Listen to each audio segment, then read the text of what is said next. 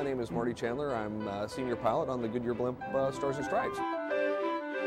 Most of the year we are down here locally in southern Florida. But once the weather warms up nationwide, we can literally go anywhere from Canada to Mexico and anywhere east of the Rockies.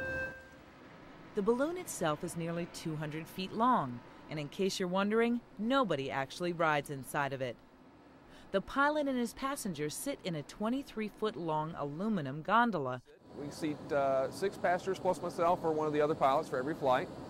You see we have 2 engines on each side. They're about 210 horsepower apiece, and they get us where we're going at about 30 to 40 miles an hour usually. The speed of what we travel really depends on the wind of that day and the direction that we're flying. I've literally seen 0 on our ground speed indication, and then as high as 80.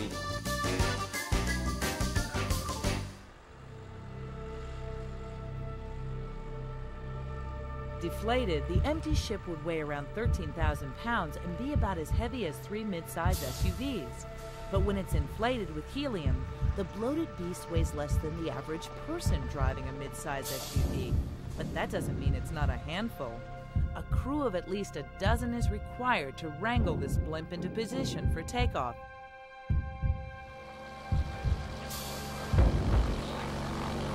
It's actually fairly easy once you get up in the air, but the takeoff and landing, because we don't land on a runway, it's all kind of seat of your pants, so it's a different form of flying as opposed to an airplane or a helicopter.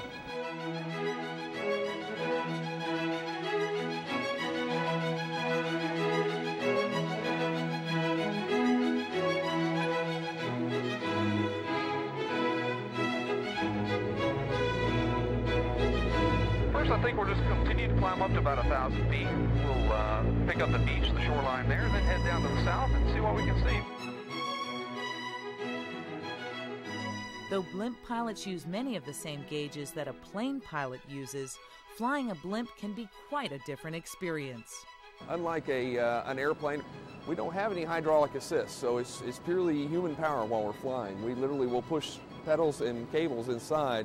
All right, we'll go full elevator up. It's my favorite thing to do. I mean, we can't do loops, we can't do rolls, but we can sure climb and descend. Let that spin back to neutral and then roll it all the way the other way. And you'll notice the ship is going to pitch way on over. It's a little alarming the first few times you see it, but realistically, this is how we have to descend, because gravity has no bearing on us. Despite its plodding pace, or perhaps because of it, the blimp still provides one of the safest forms of travel.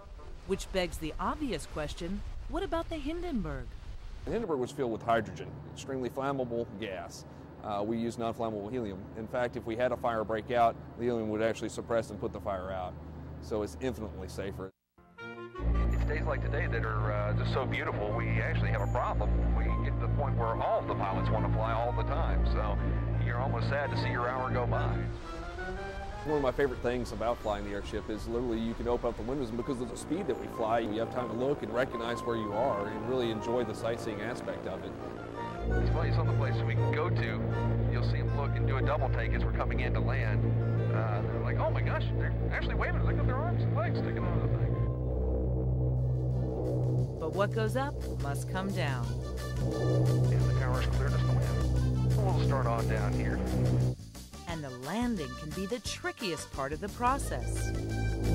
Our ground group's lined up in a V formation. That V tells me which way the winds are blowing. They always point directly into the wind.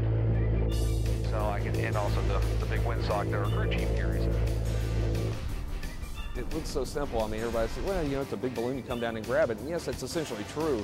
But without a very skilled ground crew, I can make the best landing in the world as a pilot, but it can turn into a disaster unless your ground crew is very skilled and knows what they're doing.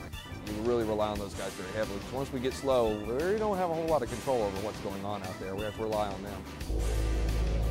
That's why we need a ground crew.